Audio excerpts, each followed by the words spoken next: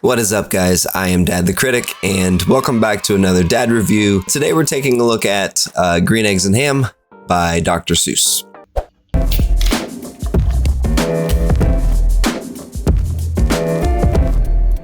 Green Eggs and Ham. Okay, there's a lot that I could say about this book. There's a lot that I could say about Dr. Seuss in general. From a dad perspective, from a parent perspective, my kids love Dr. Seuss, right? Most kids do. My kids have always loved this book. This book is great, and all Dr. Seuss books are great for, teaching rhyming words and helping kids learn to read and phonetics and all that stuff. So as a parent, that's nice because it helps them get interested in reading and, they enjoy finding rhyming words and things like that.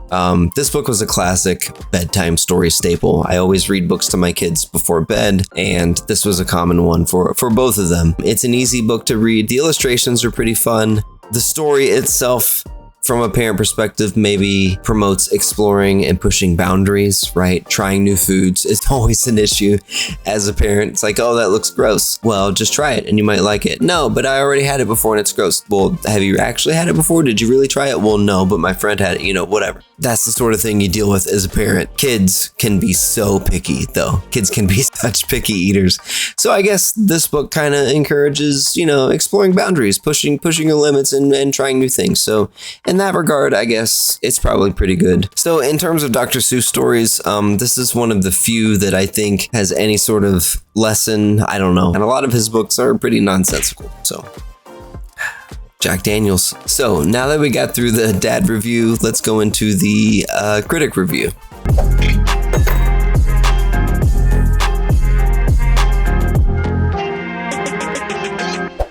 So what do I think about this book as an adult male? Well, first and foremost, as someone who enjoys drawing, I appreciate the art style. I like all of Dr. Seuss's books in that regard. I love the brush style. I think his illustrations are really cool. There's just enough detail that keeps it kind of realistic, but also very cartoony. It's a unique art style, easily identifiable. I really enjoy it. While the art may be good, this book, it is such a pain to read, and you get tired of saying the same things over and over and over. And by the time you get to the end of the book, you've been repeating the same thing like 20 times, it seems like. It's so aggravating. The pages are so long. There's so many lines and it's so repetitive. And I get it. I understand why it's repetitive. It helps kids learn rhyming words and things like that. But for example, like one of the last pages in the book, it says, I could not, would not on a boat. I will not with a goat. I will not eat them in the rain. I will not eat them on a train. Not in the dark, not in a tree, not in the car. You let me be. I do not like them in the box. I do not like them in the box. How are you supposed to read that at a normal pace without losing your mind? Because you have to take your time to read it without getting tongue twisted. That's going to take you 15 minutes to read the story. And that's another thing another beef I have with Dr. Seuss. There's this popular myth that Dr. Seuss didn't really like children or didn't care for children. And I've read that wasn't exactly true. It's just that he didn't have the energy to be around children. But what I think is more true is it's not that he didn't like children, it's that he didn't like parents, because the books that he writes are such a pain for parents to read to their kids because they're so long and they're so repetitive and they're so boring for parents. I cannot stand it. Anytime my kids choose a Dr. Seuss book to read for bedtime, I about lose my mind. I grit my teeth and I'm like, okay, if that's what you want, then that's what we're gonna do, right? I'm not happy about it, but I'll do it because I love my kids. Another point about this book, which drives me crazy, is kids will inevitably ask, what are green eggs and ham? And there's not an answer to that question, right? No one knows what that is. Green eggs and ham is not a real thing. But when your kids ask you, you better come up with an answer. And if you say, oh, it's just a thing in a book, it's just for fun, they're not going to be satisfied. They want to know what actual green eggs and ham are. So here's a quick side note. I wasn't actually there for this. My wife was there. But there's a local restaurant, a breakfast /brunch place that... Did you see my cat just run through the background? Anyway, it's kind of like a snooty, like bougie kind of breakfast place that I don't really care for. They have great coffee, but otherwise I don't care for it. They have a kids menu and they have green eggs and ham on the menu.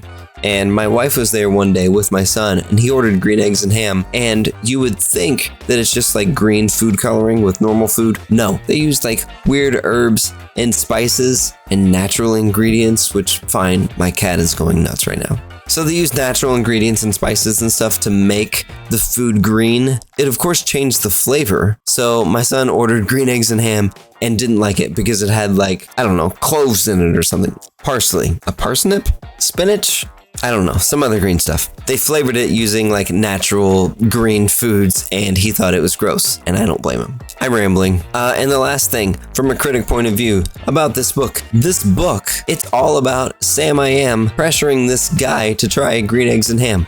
The whole book. This book is 62 pages of this guy saying, just try it, you might like it. Try it with a fox, in a box, in a tree, on a train, all this stuff.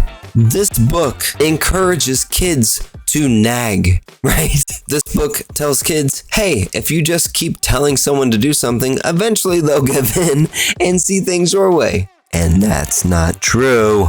That's not true at all. As a critic, I hate that point of view. I swear, this book, I didn't think I disliked it this much. This book makes me mad. Whiskey for wisdom. Anyway, okay, so, final thoughts.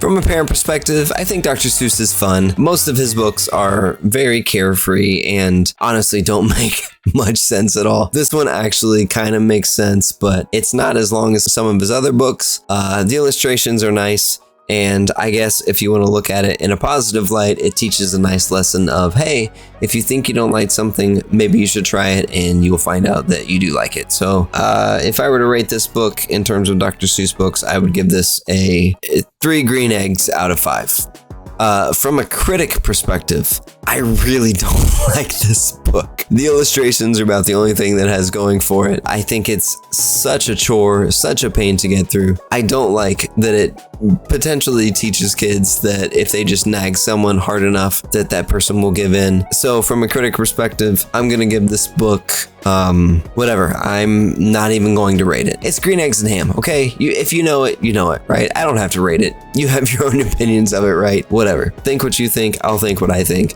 I think it's not fun to read. All right, guys, that's it for today. Thank you so much for watching. If you have any suggestions on things that I should review, please let me know in the comments. Like the video, subscribe, blah, blah, blah, all the YouTube jargon, and I will see you in the next one. All right, I'm out. Peace.